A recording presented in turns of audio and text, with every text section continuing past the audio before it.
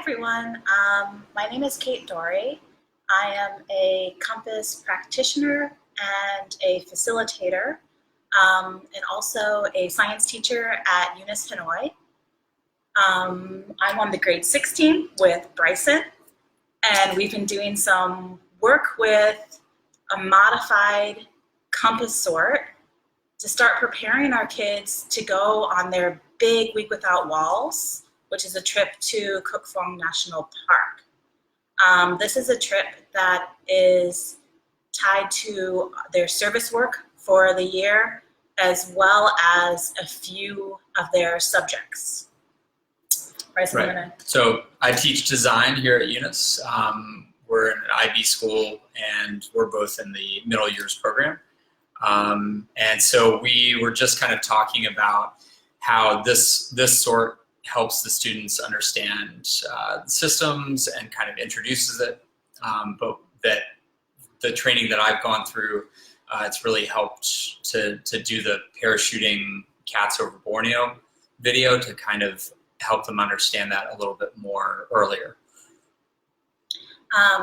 Just to give a breakdown of what we do in class is, here, hold this up.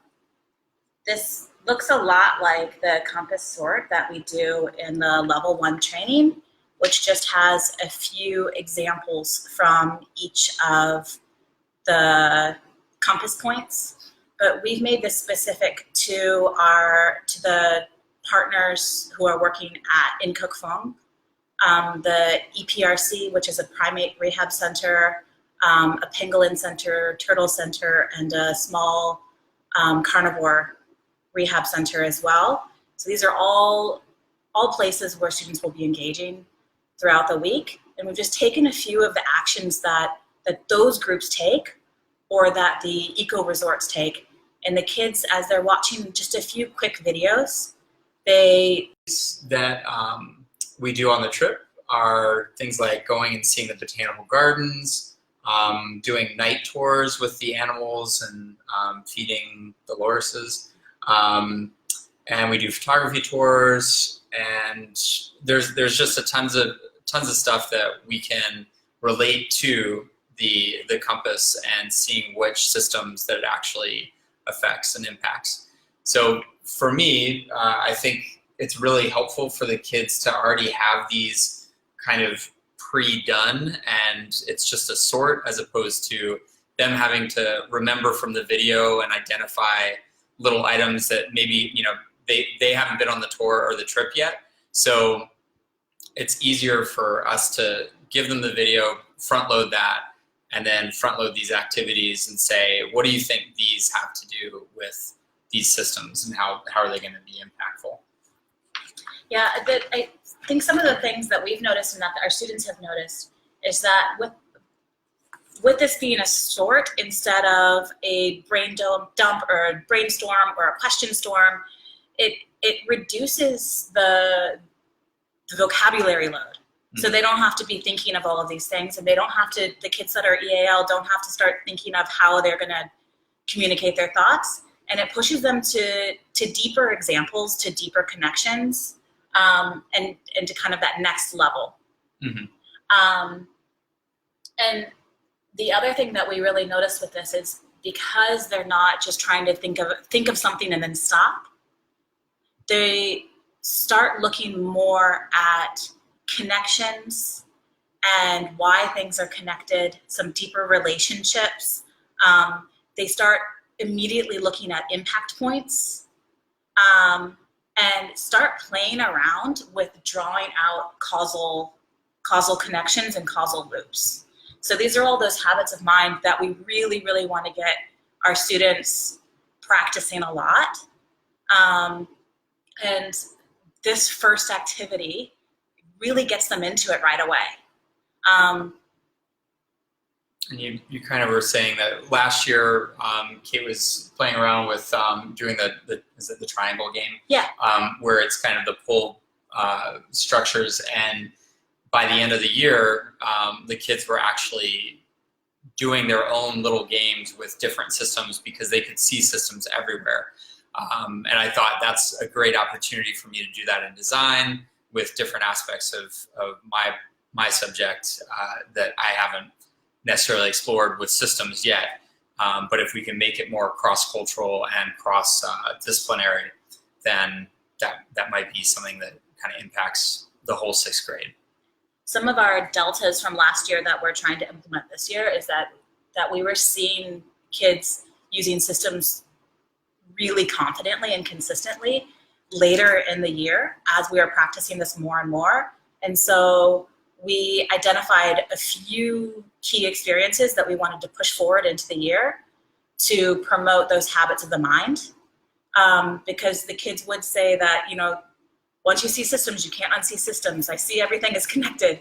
And that's what we want to promote right away. So then they start driving the content and pulling out that disciplinary knowledge because they already see how it's connected. You said that parachuting cats was one.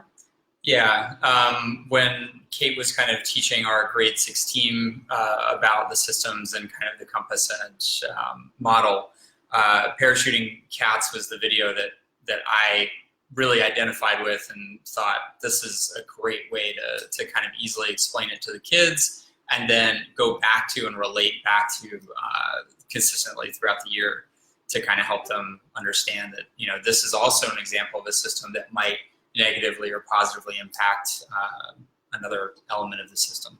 Yeah, so like ideas like unintended consequences, seeing that visually in videos, we're pushing that farther up.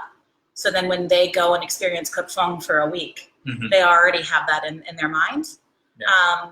Something else was that we did a lot of work with the triangles game where they didn't just, start and pick their 3 people and then try and follow them, but we would pause them and they would start making plans.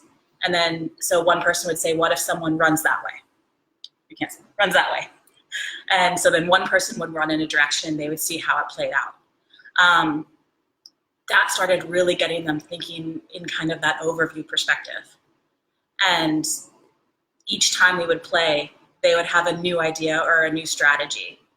And then they immediately would take that back into their mapping and then look into their spheres of concern and spheres of impact and see what they could actually do within their service work. For leveraging as well. Yeah. And so that's another part that we discussed in the grade 6 team with the kids is trying to find their spheres of influence and then thinking about what leverage points that are they can use to really do with the impacts. And with UNIS, we have the Sustainable Development Goals, so it's a really natural inroad that we try and think about how we can push those impacts in our local community. Yeah. So that's the beginning of our process this year using our plus and deltas from last year. We're already starting to see some really positive changes, mostly, like I said, with the systems thinking habits of the mind really starting to develop earlier, and the kids getting really excited and kind of nerdy about systems. And then they're really driving that content, like where to research, where to see connections with other disciplines, and the fact that we have tie-ins from science, digital design, product design, and art. Yeah, they already are getting those little seeds everywhere. Yeah. And then they're really driving those deeper connections. There's definitely room for improvement in terms of trying to do more cross-cultural and more subjects kind of being put into that. But it's a start, and I think that's where we're hoping to head. Yeah.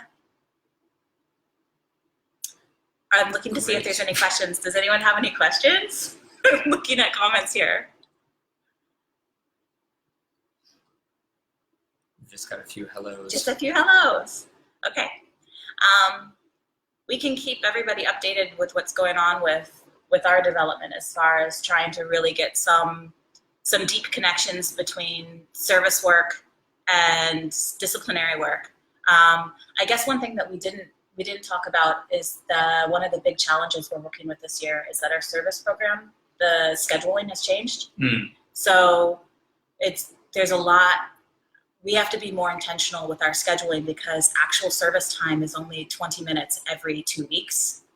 So we're really lucky that before a trip, we've been able to pull the entire grade 6 out so they can do some really cool experiential learning as far as getting to know systems and the area and their trip and the work that they're going to be doing and then the impact that they can have and possible exit points for their work later in the semester.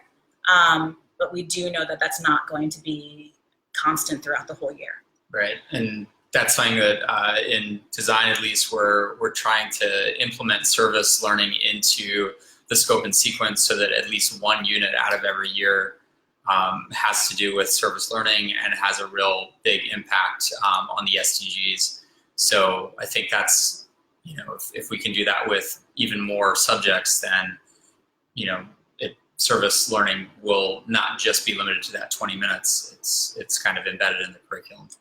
And then filling those kids' toolboxes with a bunch of the systems thinking tools. Definitely. And habits of the mind just pushes their thinking deeper a lot quicker because it's something that they're familiar with, it's something that they're really interested in, it's something where they see connections very easily just because of the type of thinking that's involved. So this is part of our strategy for the year for how to make sure that we're really getting meaningful time with service and getting it embedded into the work that we do. Yeah. Okay. Well, we'll keep you updated after we go on trip and see what happens. Thanks a lot to everyone for joining. Yeah. Okay. Thanks. Bye.